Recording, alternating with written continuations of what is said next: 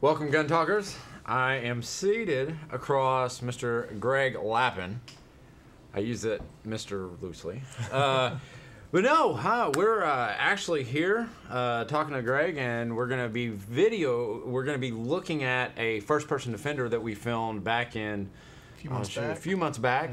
Yeah. It's got a lot of traction online, but we wanted to get his afterthoughts, and we're going to read some of the comments that you guys probably weren't so nice on and get his reaction to them, so you guys want to tune in for that. If you guys have any questions, I'm doing my best here to monitor both Facebook and YouTube comments, so pop them up there.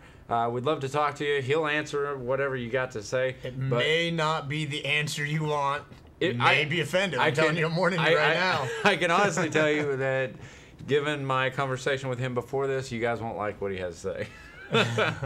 But, so what we've got going is you're up to something new right now. So just give us a rundown of what Greg Lappin has been up to. I've been busier than a one-armed bricklayer in a butt-kicking contest. Which is, he's been doing all those things. So, laying bricks and all that stuff. Obviously Vada's going strong. Keep an eye on Vada stuff. We got a big announcement coming. And you're not gonna share with us yet. Well, I said it's coming. It's coming. I mean, not coming like right now in 30 seconds. Like, keep watching. We're good. And then obviously the gym. So the Academy, a lot of people don't know your background in jiu-jitsu, but it is what has prompted you guys to open your own gym. Yeah. So I opened my my own Brazilian Jiu-Jitsu Academy with another gentleman that's running it with me, my professor, second-degree black belt, Jeremy Humphreys, who's an extremely high level, as you know. It's unbelievable. Extremely high level black belt. Competitive black belt, former pro MMA fighter, former collegiate wrestler, former medalist on the USA World Grappling Team. Yeah. Super high level, super humble, super passionate, super impressive coach, teacher, friend, mentor. We're in good company, that's for sure. Man, we've been Judy chopping every day. We have every day. Every day you can catch throwing Greg out on chokes. The mat. Yeah. And if you're a really high belt, he has to roll with you. So come in the gym and if roll you're with new, this dude. if you come into the gym and you're new, that's the rule. Oh, it's the rule. He's got to roll with you. And he doesn't take it easy. Like, I've noticed that. Like, I don't take a little easy. No, you don't take. So okay, let's set up the FPD that we're going to go through. First let's address a question that we always get. This question. How do you guys offer this training? Like, how often do you offer this training? Guys, don't forget, this is a show. I mean, first and foremost, it's a show. We got to clarify the training thing. It's not really training. Right. It's a TV show that we pick one thing that they could do to improve an outcome of a scenario we set. Right. That's it. And they get a little bit of training because what you guys probably don't see is Greg has a lot more training tips for these folks that he notices while he's, looking into the show and a part of it. So we really try to educate them, but we really have to focus it down to one aspect of what they did during the scenario. Right. This was very apparent in this scenario with the wife who didn't have any firearms experience. None. We really did no training. Well, we did very, very minimal training for her. Right. And there was a lot of comments about, Yeah, well, slow your roll. Right. This is a 10 to 12 minute show where, we've got to cram a lot in that amount of time. But, I mean, these folks typically walk away with a greater understanding of what it's like to be in as close to real world situation as possible. And then go seek out more training usually because they're like, right. I'm not prepared for and this. Leslie is that type of person. She got in this and she figured out that she needed a little bit more training. She can't rely on one person. Yep. But let's watch the first scenario here. We're not going to talk over this. We're going to let you guys process it. We're going to process it with you, and we'll make our comments after, and we'll run it back a little bit slower.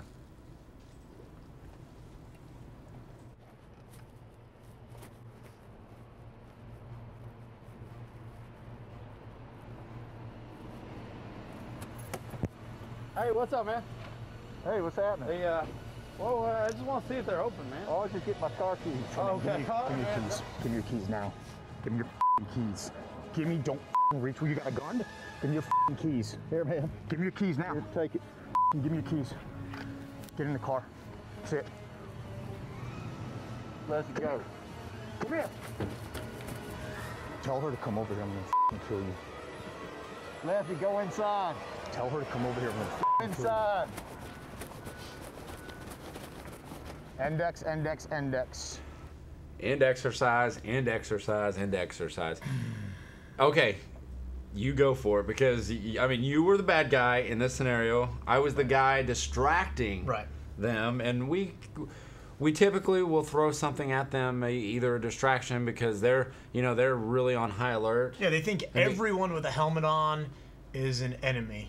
Yes. Which doesn't make it realistic for walking through normal life. Yep. You know, we don't do that in our normal day. No. So if we have multiple people with helmets on, they start to tend to relax a little Yep. bit more and treat people as they are. Yeah, and I walked up when I walked up, and you guys probably saw it. I was like, whoa, whoa, whoa, like, what are you doing? Like, he immediately started, posturing up and going. And I was, hey, I'm just asking you, if they're open or not. Every solution is a shoot solution. Oh no, don't go there. But you try to make these scenarios as real as possible for our participants, really. And you see this on all of them that you've participated from all that way back to season 1, where they know they're either about to get into a gunfight, they're in a scenario, so it's hard to make these folks relax. Absolutely. And go and just be normal. So what were your initial thoughts when you saw it all going down and how they interacted in that first scenario? And we can play it back. Let's start playing it back. And if you want our editors to stop it, just stop it and say, okay, watch right here. Okay. Yeah, and first, let me start by saying, as you know, these scenarios are built specifically around one small little training tip. Yep. And that's how we build the scenarios. However, with that being what's up, said, man? each role player what's we up? have Hey, responds I differently, just and wanna we see if they're can't open, control man. how I'll they just get my respond. car So keys. sometimes Oh, we okay. need All to right, man. change the now. shift of Yes. the scenario. Yeah. So right there, stop. Reach where you Yeah, I mean, just a little bit before this, I went up and I got right on him and kind of put my hands around him to eliminate his movement Right. or limit his movement, and I felt his gun. Okay. Because there was a comment that said no bad guy is going to just approach you and go, "Oh, you got a gun." that was a and I'll tell comment. whoever wrote that comment BS, because there's video surveillance security cam footage from a robbery, an armed robbery, where the robber walked up. The first thing that he did That's right. was start feeling the waistband. Yep. First thing he did was start feeling around the waistband. So yeah, shut up. Yeah. Anyway. Yeah, you don't know what you're talking about. But- But it does happen. Yeah, it does happen, absolutely. And look, I walked up to him and kind of grabbed him, and I felt the gun bump me. Okay. Right. So you did it off of your touch, and So I touched it, and his hand was not guarding it or anything. And so I even said to him, and I was like, I think I used an expletive. Yes, you but did. I was like, oh, you got a gun on you, huh? Yep. And I was like, nope, I'll take that. Yeah. Thank you. So what?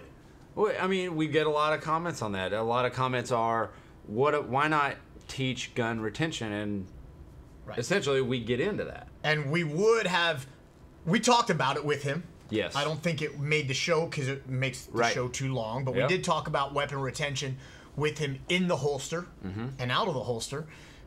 So that was something you didn't see. And then if we talked about every little thing that needed to be worked on in the show would be 5 years long. Because you got to do this stuff for Yeah. 5 years to That's true. get good at it. Yeah. Well, and you've been into it your whole life, so I mean, 2 decades. Yeah. 2 decades I've been in this industry, and so yeah, my hope initially was that he'd feel me bump him and he'd go to protect it. Right. Well, I would have changed my reaction. So when you're the bad guy in these scenarios, you kind of know what you want to train, kind of a key focus on training, and you have an idea of how you're going to get there. Absolutely, 100%. I knew what I wanted to work on with him. We sat and talked, and we built Yeah. a scenario around that. And then I assumed he was going to try and protect his gun. That's what most people would do. Right. He didn't do it, and in my mind, I was like, crap, what am I going to do now? Okay, so I had to escalate it. He was going to give me his car keys. Yeah. He was going to give me his gun. So now you got Well, both. I got both. I got what I want. If I just walk away, end of scenario, end of show. We don't. So that's when I said, hey, you're coming with me then. Yep. And that's what we talked about with Kelly. Hey, if someone's now going to take you somewhere, you got to draw that line in the sand. It's time to fight. Yep. You got to make an opportunity to fight, because now it just went from a simple armed robbery, where Right. you're losing your car, to now they're trying to kidnap you. God Who knows do knows? what with Yeah. you, take you somewhere, kill you. Yep. So. Well, That's I where think that went. I think that's I think it's and we can cue it back up and get it going from here. But you know, Kelly, he's at gunpoint now, and she's kind of maneuvering around in and out of that vehicle. Right.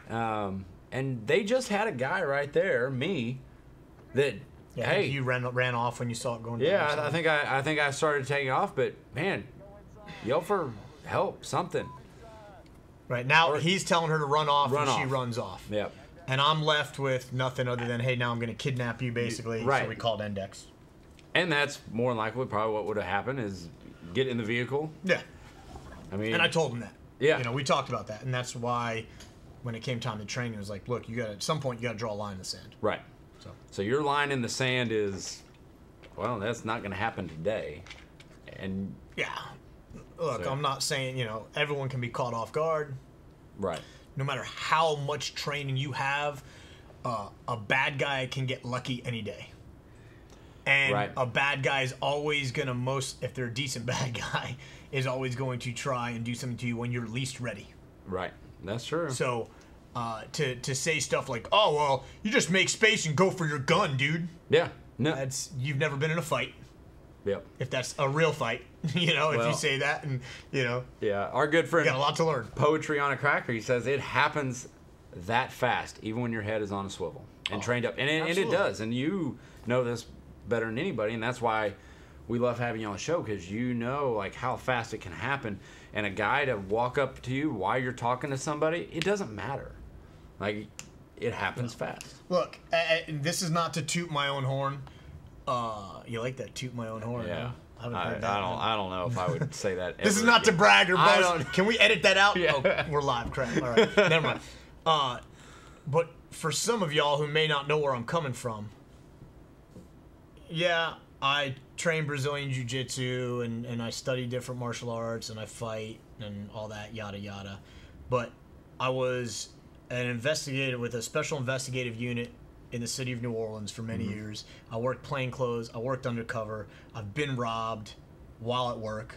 I've been stabbed. I've been in gunfights and in shootings, both stateside. I worked overseas in war zones for many years.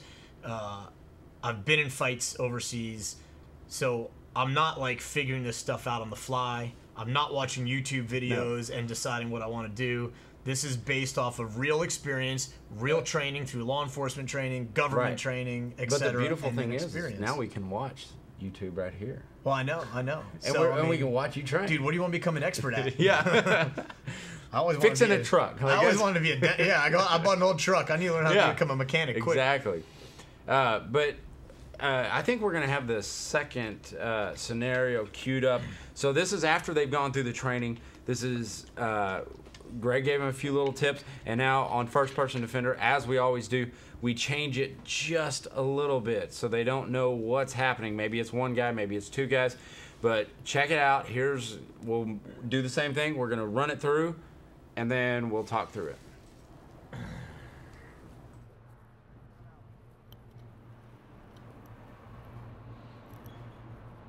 You have to be shit. You gotta get me that check tomorrow. No later. No later. I want it today.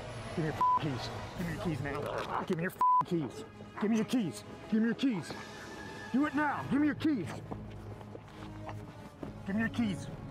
Give me your keys. Come on. Get off of me, Give me man. your Get keys. off of me. Give me your keys. Get off of me. Give me your keys. Give me them. Give me your keys. Give me your keys.